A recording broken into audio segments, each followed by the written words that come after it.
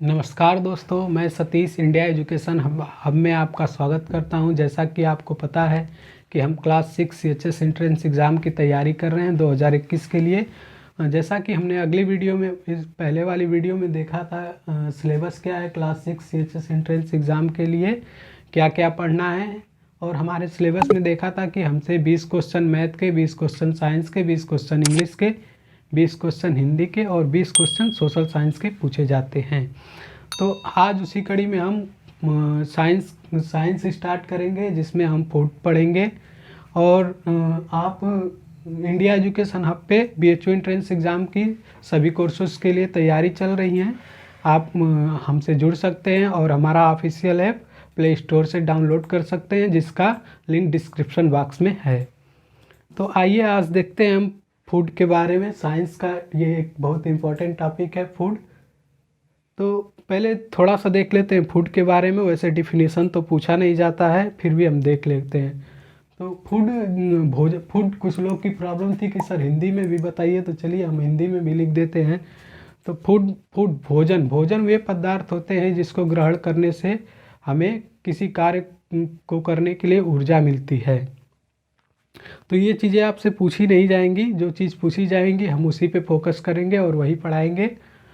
बस ज़्यादातर फोकस रहेगा कि इम्पोर्टेंट चीज़ें पढ़ाई जाए और उसी पे फोकस किया जाए।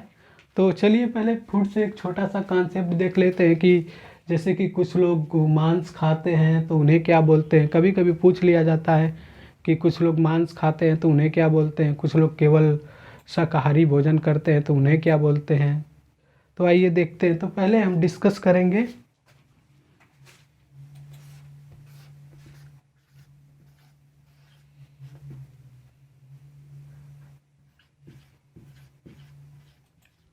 हार्बीवोरस।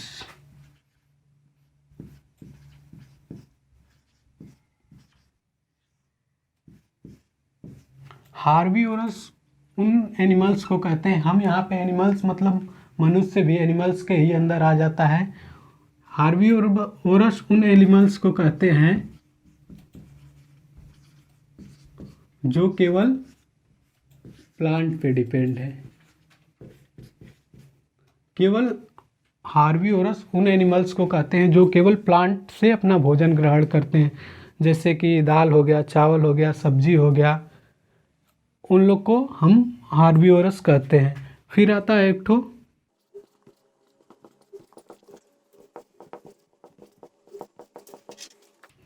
और देखिए कार्निवोरस उन लोग को कहते हैं जो केवल एनिमल्स पे डिपेंड रहते हैं। एनिमल्स होते हैं और एनिमल्स पे ही डिपेंड रहते हैं। वो केवल मांस, मछली, मीट ये सब खाते हैं। उन लोग का वो लोग पौधा मतलब अनाज से उन लोग का कोई लेना देना नहीं होता है। और तीसरे प्रकार के होते हैं ओमनीवोरस, जिसे हम बोलते हैं सर्वाहारी। तो सर्वाहारी वो एनिमल्स होते हैं जो प्लांट के साथ साथ एनिमल्स भी खाते हैं। एनिमल्स का खाने का मतलब कि जैसे मीट हो गया, मांस हो गया, मछली हो गया, झींगा हो गया, ये सब चीज़ें खाते हैं। तो हम देखते हैं कि हमारे भोजन को खाने वाले को 3 भागों में बांटा गया है। पहला होता है हार्बीवोरस, शाकाहारी, जो लोग केवल फल फूल सब्जी ये सब खाते हैं, तो उनको हार्बीवोरस बोलते हैं, हिंदी में शाकाहारी बोलते हैं। और दूसरा होता है कार्निवोरस, मांसाहारी, वे जीव जंतु जो केवल मांस खाते हैं, उनको हम बोलते हैं, जो एनिमल पे डिपेंड रहते हैं और जो केवल मांस खाते हैं उनको बोलते हैं कार्निवोरस। और तीसरा होता है ओमनीवोरस, जिसे बोलते हैं सर्वाहारी, वो प्लांट और एनिमल मतलब पौधे से भी भोजन लेते हैं, मतलब कि फल फूल सब्जी और मांस दोनों खाते हैं। तो आपको क्वेश्चन कैसे पूछा जाता है, क्वेश्चन पूछा जाएगा कि जो लोग केवल मतलब पौधे से भोजन ग्रहण करते हैं उन्हें क्या कहते हैं, मतलब जो लोग केवल फल फूल लेते हैं उन्हें क्या कहते हैं। तो 4 ऑप्शन दे दिया जाएगा, आप लोग को बताना रहेगा कि हार्बीवोरस, कार्निवोरस या ओमनीवोरस, या एक अदर ऑप्शन रहेगा, आपको बताना रहेगा कि क्या कहते हैं। और एक दूसरे टाइप का क्वेश्चन पूछा जाता है कि चार जानवरों के नाम दे दिए जाएंगे एनिमल्स के, और आपको बताना रहेगा कि कौन उसमें से हार्बीवोरस है, कौन ऑम्निवोरस है। जो पूछा रहेगा वो आपको बताना रहेगा। चलिए आइए देख लेते हैं जो कॉन्सेप्ट हमने पढ़ा उससे क्वेश्चन कैसे पूछा जाता है। Which of the above animals is an carnivorous, मतलब पूछ रहा है कि नीचे दिए गए ऑप्शनों में से कौन सा कार्निवोरस है। कार्निवोरस मतलब मांसाहारी, कौन सा मांस खाता है। तो गोट आप सब लोग हम लोग देखते हैं, बकरी, गोट मीन्स बकरी होता है जो मांस खाती नहीं है। काऊ ये भी शुद्ध शाकाहारी है। हॉर्स ये भी शाकाहारी है। और लायन तो बस मांस ही खाता है और कुछ नहीं खाता है। तो इसी प्रकार के क्वेश्चन पूछे जाते हैं। ये देख लेते हैं फूड से कुछ और इम्पोर्टेंट कॉन्सेप्ट। जैसा एक पूछा जाता है हनी के बारे में। हनी मतलब आप लोग जानते हैं शहद।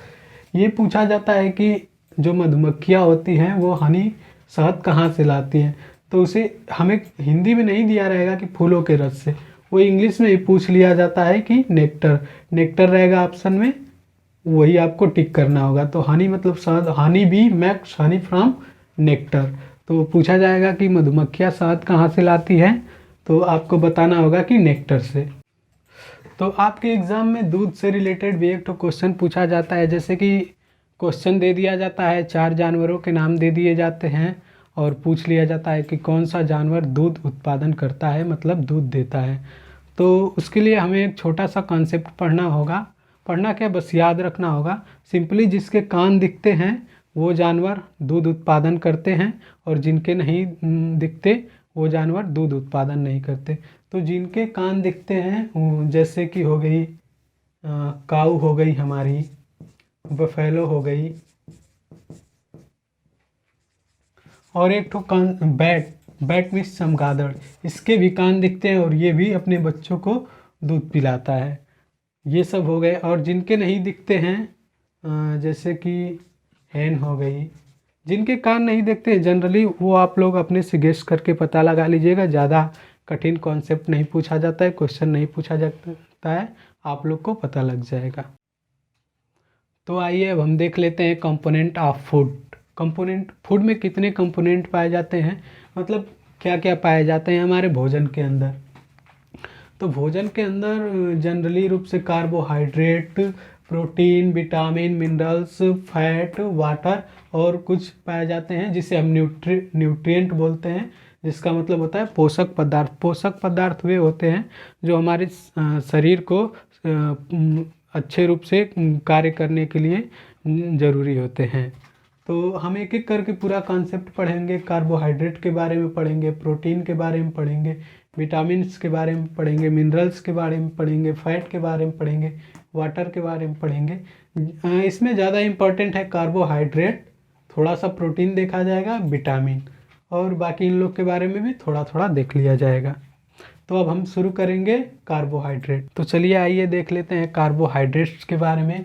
तो कार्बोहाइड्रेट्स क्या होते हैं? It is कार्बनहाइड्रेट्स। कार्बनहाइड्रेट्स बस आप याद रखिए CHO, C stand for carbon, H stand for hydrogen, O stand for oxygen, यही होते हैं कार्बनहाइड्रेट्स। तो मतलब कि कार्बोहाइड्रेट CHO से मिलकर बने होते हैं।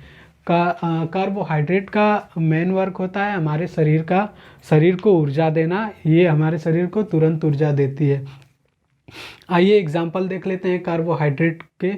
ग्लूकोज हो गया, फ्रैक्टोज होता है, लैक्टोज होता है, सुक्रोज होता है, और बहुत सारे एग्जाम्पल होते हैं। जैसे कि हम जानते हैं कि इसका मेन काम होता है शरीर को ऊर्जा देना।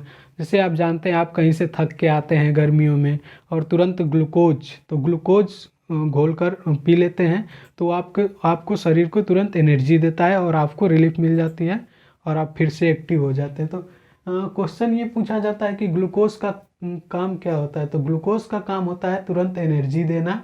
और आइए इसके बारे में कुछ और पढ़ लिया जाए।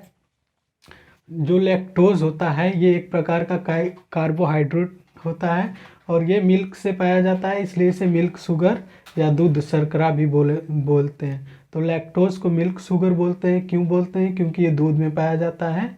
और देखिए सुक्रोज को कैन शुगर बोलते हैं। कैन में होता है गन्ना, तो सुक्रोज का दूसरा नाम होता है कैन शुगर, क्योंकि ये कैन गन्ने में पाई जाती है।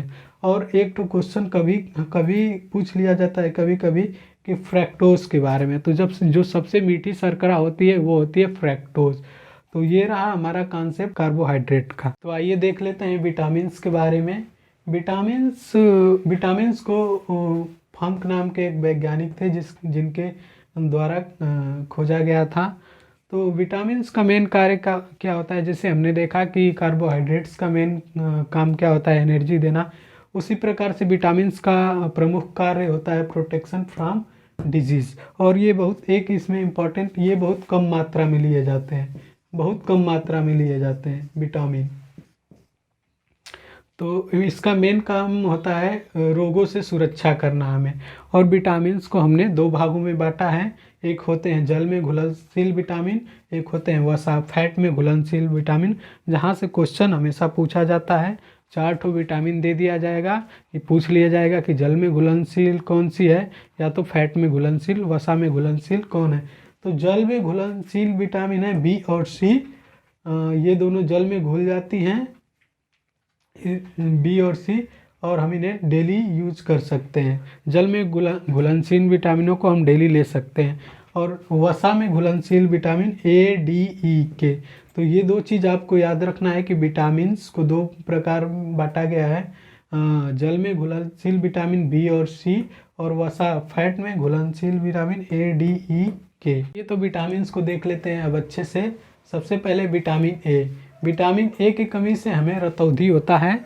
तो आपको पूछा जाता है सभी विटामिन्स की कमी से होने वाले रोग और उसके मुख्य स्रोत क्या है, मतलब कहाँ से वो क्या चीज़ हम खाएंगे तो वो विटामिन मुझे भरपूर मात्रा में मिलेंगी। तो पहले विटामिन ए। विटामिन ई की कमी से हमें रतौंधी होता है। रतौंधी जिसे हम इंग्लिश में ब्लाइंडनेस कहते हैं। अगर ये हो जाए तो थोड़ा सा भी अंधेरा होने पे इंसान को रात में दिखता नहीं है और इंसान कुछ देख नहीं पाता है। इस विटामिन ए के मुख्य स्रोत हैं गाजर, मछली, दूध, और बहुत हैं लेकिन ये इतने महत्वपूर्ण हैं, गाजर, मछली और दूध। अगला नेक्स्ट है विटामिन बी। विटामिन बी से ज़्यादा नहीं पूछा जाता है, बस यही पूछा जाएगा कि विटामिन बी की कमी से होने वाले रोग क्या हैं। तो बस नाम याद रखिएगा, विटामिन बी की कमी से होने वाले रोग का नाम बेरी है। और नेक्स्ट है विटामिन डी। विटामिन डी की कमी से होने वाले रोग का नाम रिकेट्स है। रिकेट्स इंग्लिश और हिंदी दोनों यही रिकेट्स से लिखा जाता है।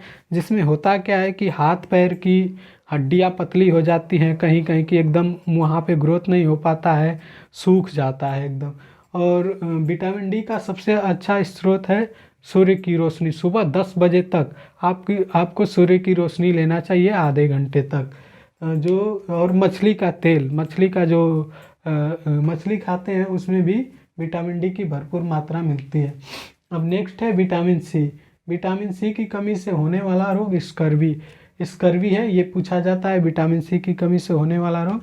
और ये खट्टे फलों में सबसे ज़्यादा पाया जाता है विटामिन सी। मैं लिखना भूल गया, आप लोग नोट कर लीजिएगा। खट्टे फल जैसे नींबू हो गया, संतरा हो गया, जितने खट्टे फल हैं, मौसमी हो गया। तो विटामिन सी की कमी से होने वाले रोग स्कर्वी क्या होता है कि हमारे मसूड़े कमज़ोर हो जाते हैं और उनमें से खून आने लगते हैं। आइए देख लेते हैं विटामिन ई। विटामिन ई की कमी से जनन की क्षमता में कमी हो जाती है, और विटामिन ई को ही हम सौंदर्यता की विटामिन कहते हैं। और इसका मुख्य स्रोत है पत्तेदार साग सब्जियाँ। आइए देख लेते हैं एक दो कॉन्सेप्ट और बचे हुए हैं आज के लिए, जैसे प्रोटीन्स, मिनरल्स और फैट। तो सबसे पहले प्रोटीन्स देख लेते हैं। Proteins are needed for the growth and maintenance of body. मतलब कि हमारे शरीर के विकास के लिए और शरीर की मरम्मत के लिए प्रोटीन्स बहुत ही महत्वपूर्ण है। कि अगर हमारे शरीर में कहीं चोट लग जाती है तो वो जल्दी से घाव भर जाता है, तो वो प्रोटीन की ही मदद से होता है। यदि प्रोटीन की कमी रहेगी तो जल्दी से घाव नहीं भरेंगे। तो क्वेश्चन पूछा जाता है कि प्रोटीन्स क्या करते हैं। तो proteins are needed for the growth and maintenance of body. Growth और बॉडी के मेंटेनेंस में काम करते हैं। अब क्वेश्चन एग्जांपल से भी इसके पूछ लिया जाता है कि किस चीज़ में प्रोटीन्स पाए जाते हैं। तो सोयाबीन और दाल में सबसे अधिक प्रोटीन पाए जाते हैं, मछलियों में प्रोटीन पाए जाते हैं, अंडों में प्रोटीन पाए जाते हैं। तो आप लोग को प्रोटीन्स के बारे में इतने फैक्ट याद रखने हैं। आइए, मिनरल्स क्या होते हैं। मिनरल्स कुछ तत्व होते हैं जो हमारे शरीर में बहुत ही आवश्यक होते हैं और बहुत ही कम मात्रा में लिए जाते हैं। तो जैसे मिनरल्स में होता है कैल्शियम।